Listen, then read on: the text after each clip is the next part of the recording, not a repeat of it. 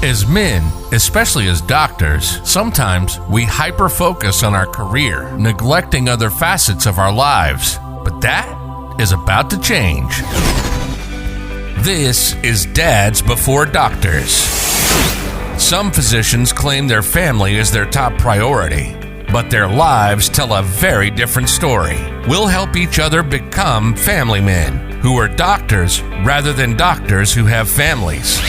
If it's health, wealth and legacy, emotional well-being, parenting, professional goals, or marriage, we're talking about it. Thanks for listening, and make sure to subscribe. This is Dads Before Doctors, and this is your host, Adam Broussard, MD.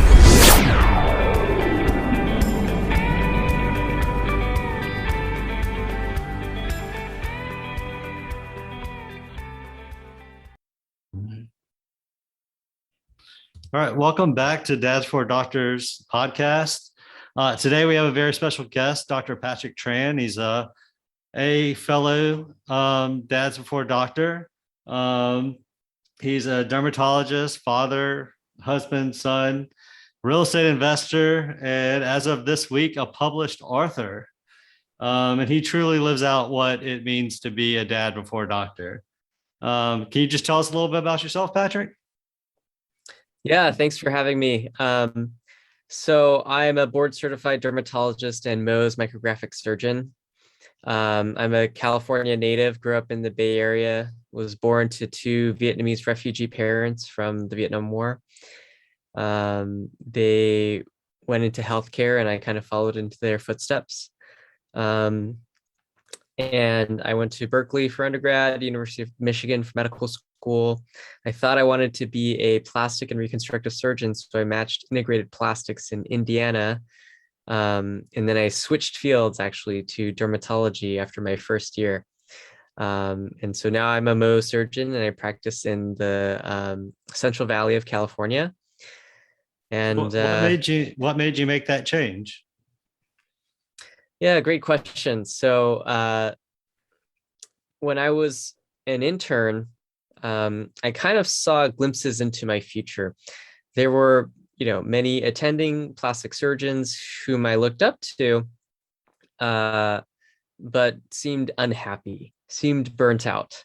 And even within the residency, I could see that it was a challenging one for sure. And I knew that going in because I signed up to be a surgeon. But it was, I guess I saw things that kind of worried me a little bit. And I know you're in anesthesia, right? Yeah, pediatric anesthesia. Yeah.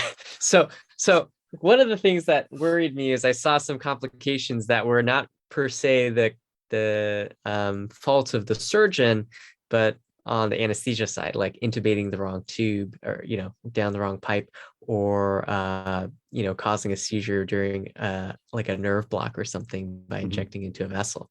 And I was like, man, those are pretty severe complications in which a surgeon would be named in the suit, even though the surgeon, didn't necessarily cause the problem.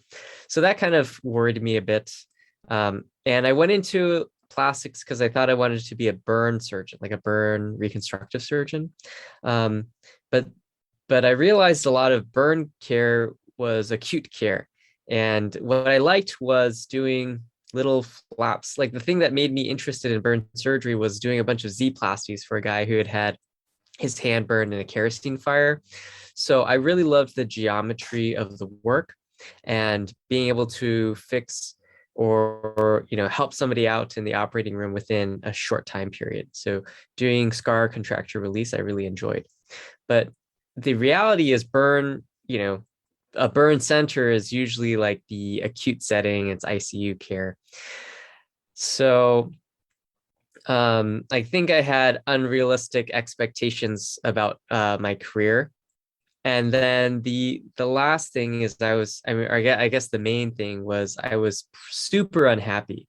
At some points, even though I was a very talented surgery resident, I had like the high score on the app site and, was in a coveted integrated plastics position, I was miserable. Like I remember one day just thinking that I should just jump off the top of the parking structure and like end my life.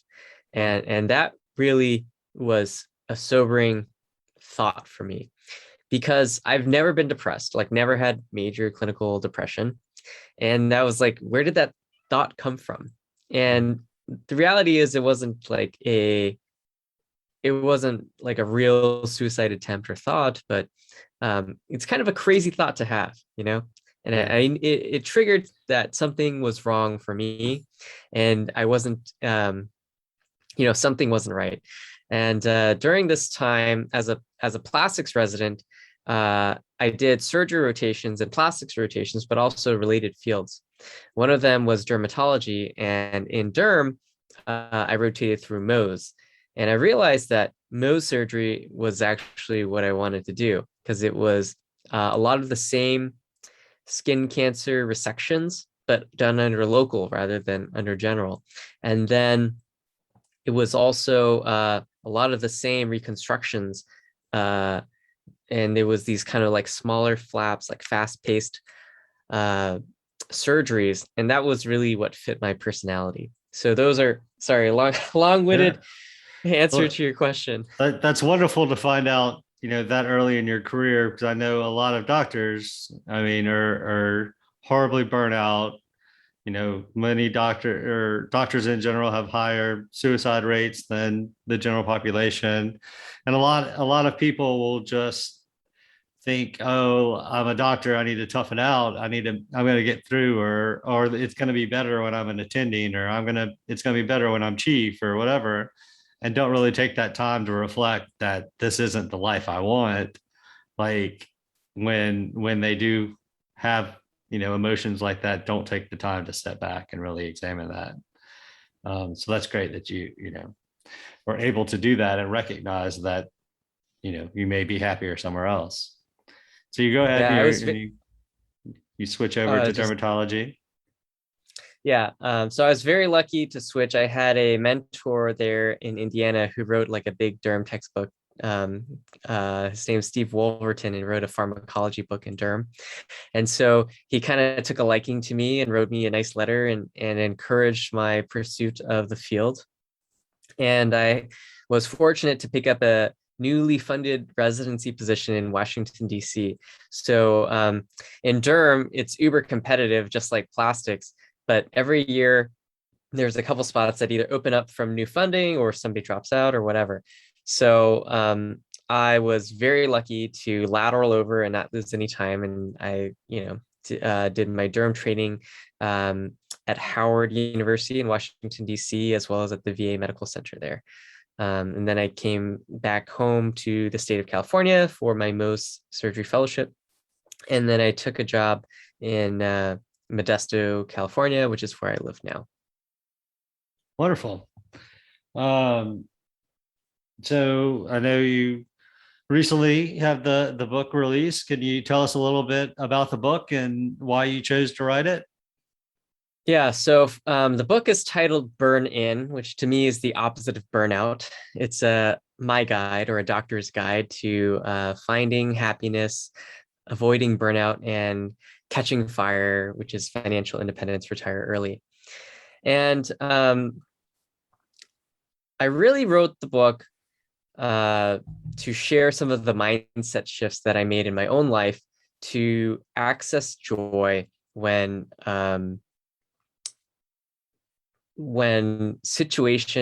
circumstances seemed impossible or miserable. And what happened was, I have a 2-year-old son named Adrian. And before he turned 2 years old, so in February of this year, he was diagnosed with a rare kidney cancer called clear cell sarcoma of the kidney. And in the time span from February till now, he had, surgery to remove the cancer in his kidney, radiation adjuvantly, and like many months of chemotherapy. And it was a super devastating time to me and my wife, because we, obviously nobody wants their family member or their child to be sick.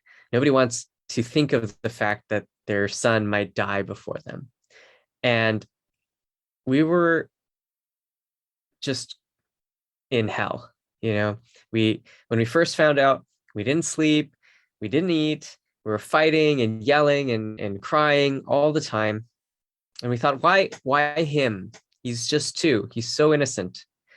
How is this fair? Who would do this? Like, who's responsible? And we were approaching the situation from a victim standpoint, a victim perspective. And it was a time of great suffering for us. And it wasn't until I had been doing some mindset work before, doing a lot of like self-help books and in various programs in coaching. But one thing that a coach had mentioned to me that really shifted things was that I have to take 100% responsibility for my life. And to me, this really hit home, because I was, going from this place of being hit by like waves of life, if you imagine. And I felt like I was just like wearing a life vest and just being tossed around by a turbulent sea. And this phrase, like, take 100% responsibility for your life, kind of allowed me to step back into a space of being empowered and finding hope when before there was none, or it seemed like there was none. And around the time that my son was getting his surgery, we had a lot of people pouring out lots of love, family, friends, even strangers. And one of them was a dermatologist friend of mine named Chong Fu. And he asked me if I had read Think and Grow Rich by Napoleon Hill. And I said yes. And he asked me if I remembered the story about Napoleon Hill's son, Blair. And I said yes. And for those who have not read the book, Blair, his son, was born without like ears or something, like born without the ability to hear. And the doctor said that his son would never hear and he would grow up deaf. And Napoleon Hill believed in his heart of hearts that his son Blair would hear in his lifetime. And he didn't listen to the doctors and he didn't listen to anybody. He just had this fervent, burning desire for his son to hear. And miraculously, through like training and like technological advances with, I don't know what it was, like some sort of implant, his son Blair was able to hear. And to me, that was a perfect example of taking 100% responsibility for your life, because you don't get to choose what happens to you in life. You don't get to choose the cards that are dealt to you in life, but you get to choose how to play those cards. And for me, that was a wake-up call and a reminder that is this moment for me and my son. And yes, I didn't ask for the cancer, but given that the cancer is here, what am I going to do about it? Am I going to bitch and moan it and just cry and wail on the floor, or am I going to own the situation? And that's what the book's about. Absolutely. And randomly for the listeners, Patrick and I were just at an event together last weekend. And on the flight home, I realized that I have downloaded Think and Grow Rich like 4 times on my Kindle, apparently 4 different versions of it. So I actually started reading it on the way home. So I actually just read that chapter on the way home on Monday. So that's amazing. He would speak to his son and realize that he could hear conductively, I think. So he would like get on the base of his skull and speak to him. And then his son ended up working for the company that developed the hearing aid or whatever and helped other people be able to hear. So that's pretty remarkable. But That was a good parallel, man. Yeah, Um, and that's called synchronicity when shit yeah. happens and it's like like what, like, I didn't plan that story and you didn't plan to read it. It's just like random, right? It seems Yeah. random, but actually nothing is random or everything is random. Yeah. One of the two. Yeah, that's awesome. Um, so you went through some hard times in residency, and then found out with your son dealing with cancer. How do you feel you were in different places at the time that you handled it differently? Yeah. So in my residency, when I shifted to become a dermatologist, um, I think that I was still in a coming from a mindset of like, okay, if I just get to the next step, if I just do the next thing, then I'll be happy, right? Once I jump ship from plastic surgery to dermatology, then I'll be happy because the hours are better, right? Or the pay is better at the end of the day or whatever. And these little transitions that you make are kind of like sweet escapes. Um, but wherever you go, you're still you. And making the jump from plastics to derm definitely opened up some space on my schedule, but I don't think long term it made me that much happier. Um, I think it was important for me to make this shift because I had peered kind of more deeply into the future by speaking to attendings and people who were like private practice plastics and like seeing my future there. Um, but it didn't change. Jumping over to dermatology didn't change my future in terms of my long-term overarching happiness. And that was another inspiration for writing the book, because I realized in my life, how many times have I gone through these cycles of like, okay, if I, just become a resident, then I'll be happy. Or if I just hit my attending salary, then I'll be happy. Or if I make $1 million, then I'll be happy. When all those things pass you by, you're still you. And the happiness is like a blip in the scheme of a lifespan. And and what I was seeking was something long lasting, and I kept searching for it in these like temporary highs. It's like little dopamine hits, like the way that a rat will push on a lever and like get some cocaine and kill itself. Like you are the rat in the maze pushing that lever every time that you think that you're going to be happy when this thing happens or that thing happens or you get this or that thing.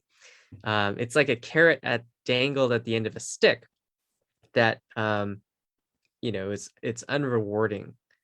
And the happiness you actually have to generate, and the joy you have to generate from within. And that was the lesson that I learned, and one of the reasons I wrote the book. Because you can't like expect something external to create something internal. Yeah, I think that you have to take that happiness from the journey, not necessarily from whatever the end is or the goal is, because we continue to, especially as physicians, there's always something ahead of you, especially early in with med school, residency, fellowship, attending hood, whatever, then becoming professor or partner or whatever. Like that carrot just keeps moving further and further out. Um, and even I think a lot of physicians are in that fixed mindset. So when something bad happens, it they think it's a reflection on them and not necessarily like, how can I grow from this? What can I learn from this? Um, and it seems that you made that shift and have taken with the waves to learn how to become a better person, better father, and better physician along the way. Yeah, definitely. I think one of the key things here, Adam, is when you change your questions, you change your life.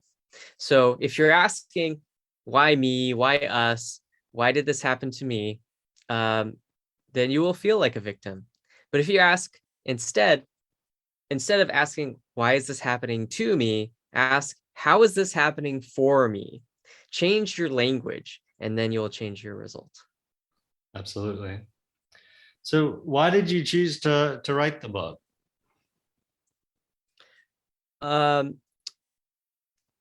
My inspiration for writing the book was having this unique perspective of being both a physician, but also like a patient in terms of having my son have his cancer, and realizing like I'd been so burnt out in my life at various points. And this was another time, another potential time for me to be burnt out, or me and my family to burn out. And in the, in the setting of COVID and whatever, a lot of people have been feeling these feelings of burnout.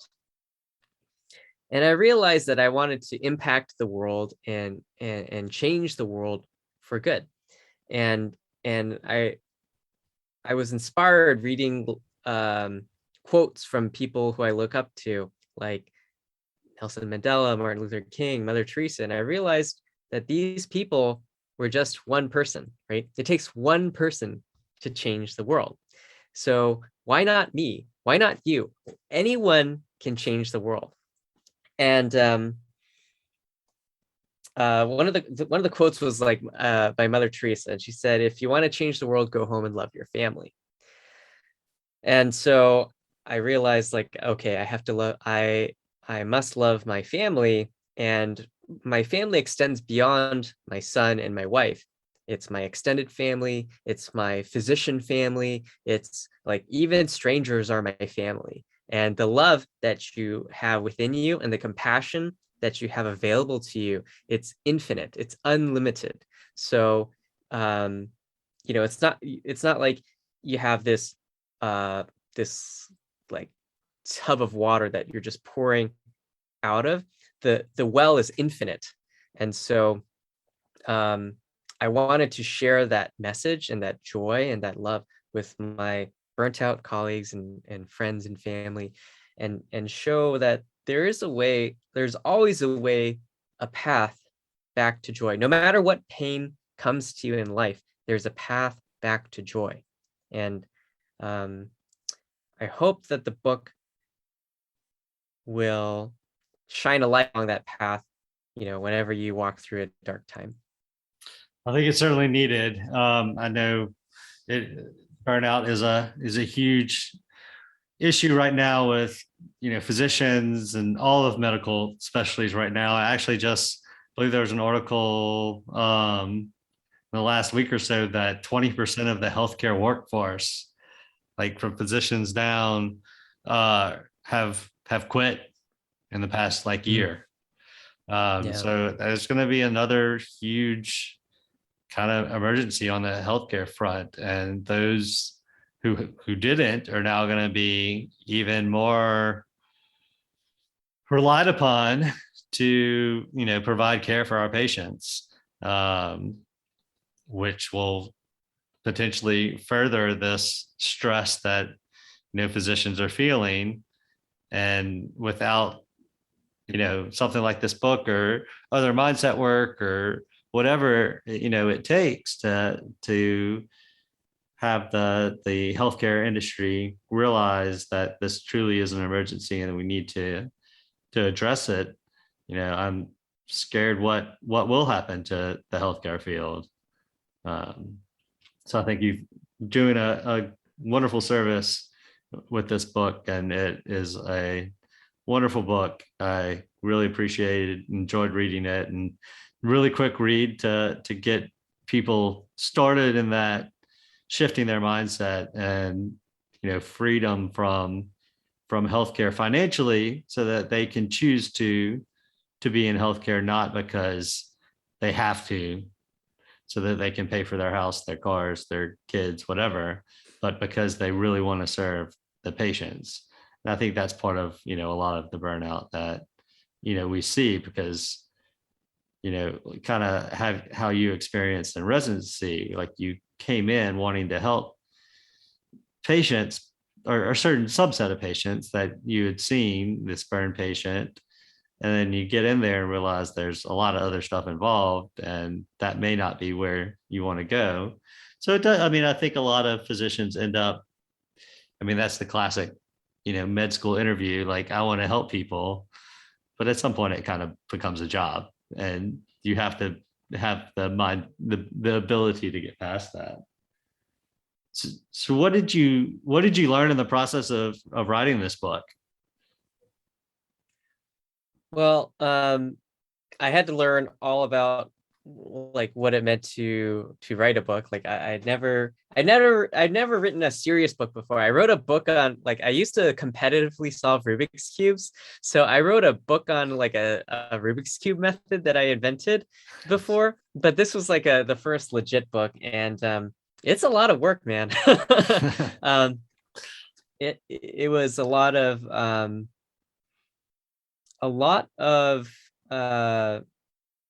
a lot of clarifying like how I felt, like um things that I went through in my life. The book's not like an autobiography, but there's autobiographical components because it's my story, right? And the question was like, well, how can I convey this portion of my story without being like so self-centered, but actually serve people? And it was trying to find these beautiful moments in my life when it seemed like things were negative or things were a struggle, and kind of highlighting the story from a perspective that that I couldn't see at the time. You know what I mean? Like, um, so for me, it was I learned a lot about myself. Honestly, it was like cathartic, of course, to write about my son and my journey. Um, but I also learned about like what kind of like why I do certain things, and how can I serve my readers? How can I accomplish my mission?